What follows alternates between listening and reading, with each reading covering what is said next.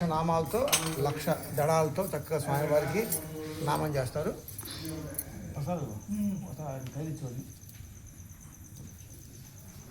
గమనం ఉంటాడు.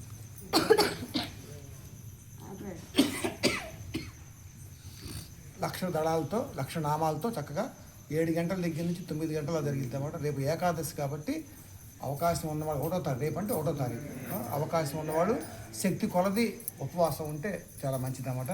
అదేవిధంగా 2వ తారీఖు కైసిక ద్వాదశి. ఈ సందర్భంగా దేవాలయంలో 11:30 నుంచి 12 గంటల నుంచి సుమారుగా ప్రారంభమైంది.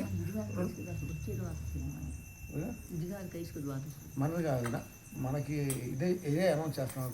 ఆచార్య ఇదే నిర్ణయించాడు. మరి అంటే మన సాంప్రదాయంలో మాది కదా, నెల తేడా వచ్చింది. ఇప్పుడు మరి ఇది కైసిక ఏకాదశి, కైసిక ద్వాదశికి అన్నయ్య భోజనం ఏర్పాటు చేస్తారన్నమాట. భీష్మ ఏకాదశి, కైసిక ఏకాదశి, ముక్కోటి ఏకాదశి. అంటే కొన్ని మనకి ఏంటంటే అండి వైష్ణవ సాంప్రదాయం ప్రకారంగా వచ్చింది కరెంటు. ఈ రెండు అవి ఆపేయమ్మ కొంచెం, ఆ బోర్డు ఆపేసి, ఆ బోర్డు ఆపేస్తే